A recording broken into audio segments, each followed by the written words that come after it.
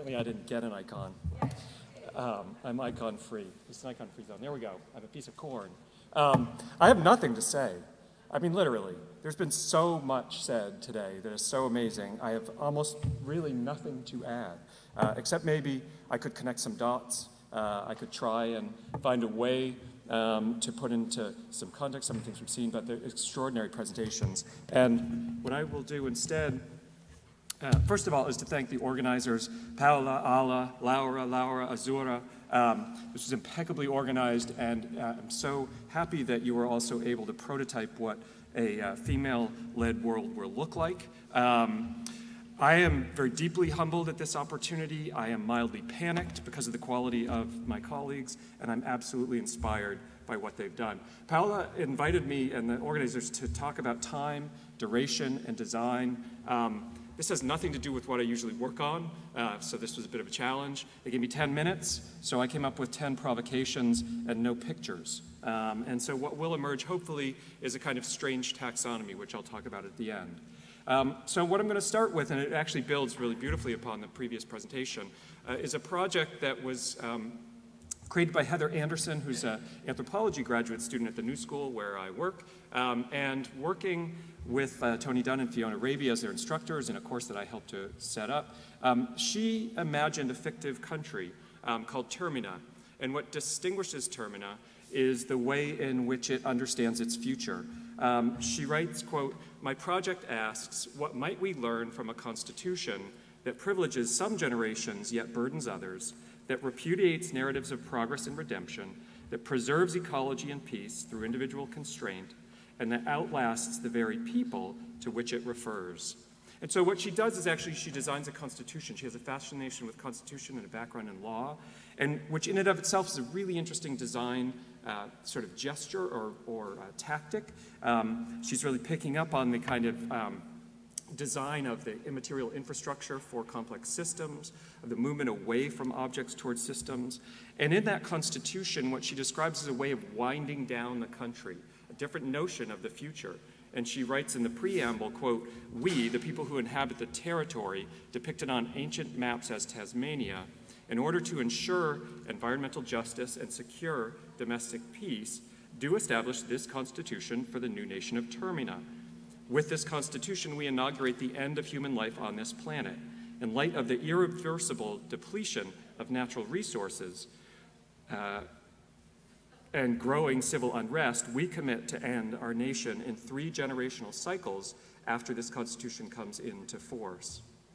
We wish to promote harmony, dignity, security, and certainty in the years remaining to humans. Let this constitution be our last political compact and our lasting moment." And so in thinking about broken nature and thinking about this presentation, thinking about this exhibition, what was interesting to me about this project was the way in which it imagined a future not of more and more, but a future of designing ourselves out of the picture, of decentering the human from the story.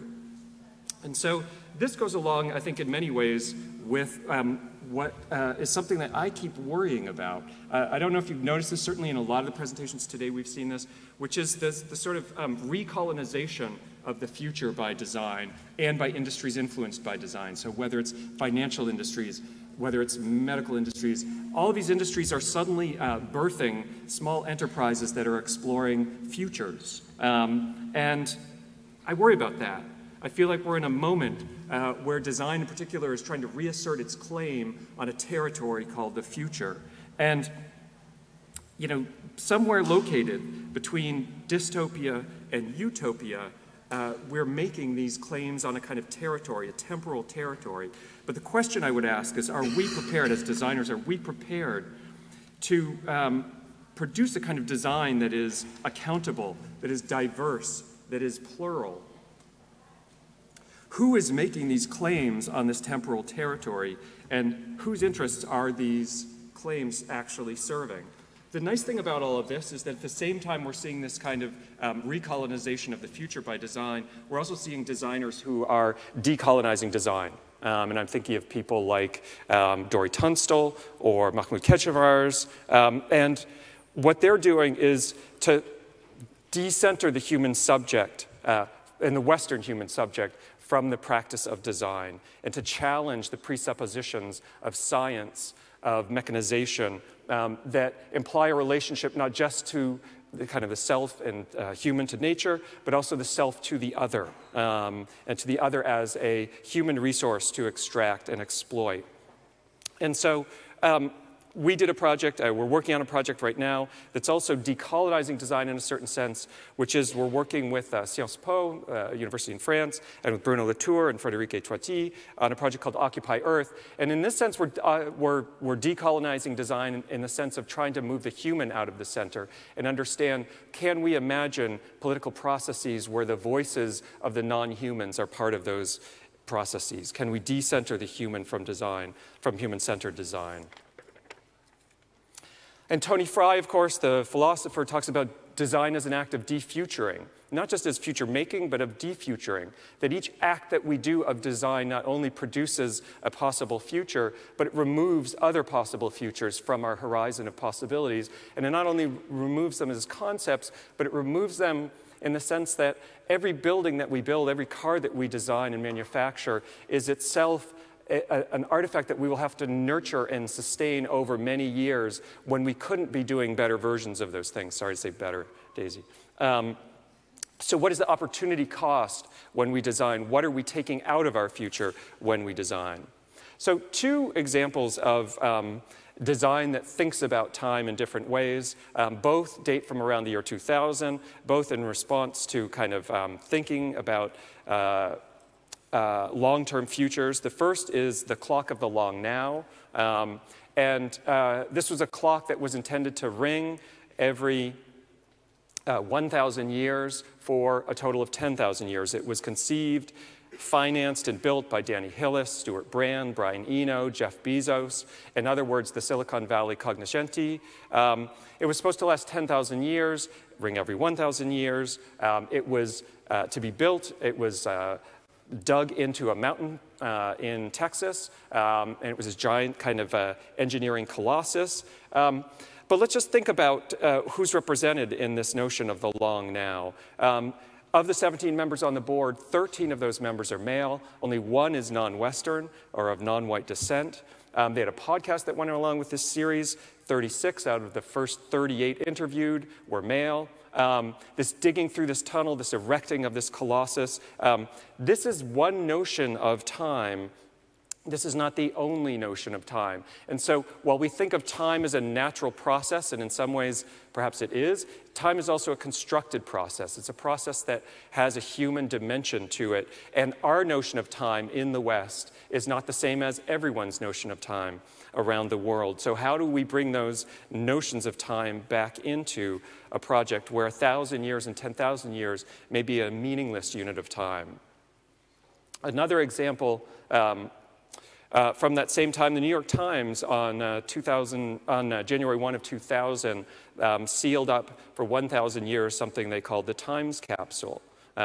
This was this kind of beautiful organic steel form that was designed by Santiago Calatrava, who won a competition. And it was meant to be opened in the year 3000. Okay? It was stored, it now sits at the Museum of Natural History. And again, we have to ask the question, what's natural about a 1,000-year-old time capsule? There's nothing natural about that. Why is that at a natural history museum and not, say, an unnatural history museum or an engineering museum? But what was really fascinating about that project, and what I really liked about it, was that there were real questions about what lasts 1,000 years. Buildings don't last 1,000 years, institutions don't last 1,000 years, museums don't last 1,000 years, languages don't last 1,000 years, nation states don't last 1,000 years, monuments don't last 1,000 years usually, anything digital barely lasts 20 years, and even locations don't last 1,000 years. And one of the reasons we know that is in the 20th century, there are estimated to be about 10,000 time capsules buried underground. The majority of those were lost. So we can't even keep track of a time capsule for 40 years, and we think we're going to somehow move into the realm of 10,000 years. So what I want to do in sort of closing is to get back to the title of this, the impossibility of thinking that. So when conceiving and exploring this notion of broken nature and the kind of mind shift that's going to be necessary in an exhibition like this to truly move us beyond an anthropocentric notion of time, an anthropocentric notion of nature. I was reminded of a brilliant passage, and here's the third name check on Michel Foucault in just this panel alone. Not sure how that happened. So I want to read to you, I'm going to end with a bedtime story. I want to read to you a passage from Michel Foucault's book, The Order of Things, Les Mots et les Choses, and I'll just read it. So the book first arose out of a passage in Borges, out of the laughter that shattered as I read the passage, all the familiar landmarks of my thought, breaking up all the ordered surfaces and all the planes with which we are accustomed to tame the wild profusion of existing things, and continuing long afterwards to disturb and threaten with collapse our age-old distinction between the same and the other. The passage quotes a certain Chinese encyclopedia in which it is written that, so here Foucault is now citing a passage from Borges, and in that Chinese encyclopedia it describes animals that are divided into A, belonging to the emperor, B, embalmed, C, tame, D, suckling pigs, E, sirens, F, fabulous, G, stray dogs, H, included in the present classification, I, frenzied, J, innumerable, K, drawn with a very fine camel hair brush, L, etc., M, having just broken the water pitcher, and N, that from a long way off look like flies. And Foucault goes on to write, in the wonderment of this taxonomy, the thing we apprehend in one great leap, the thing that, by means of the fable, is demonstrated as the exotic charm of another system of thought, is the limitation of our own, the stark impossibility of thinking that. And that, to me, is the challenge of broken nature, is the stark impossibility of thinking that.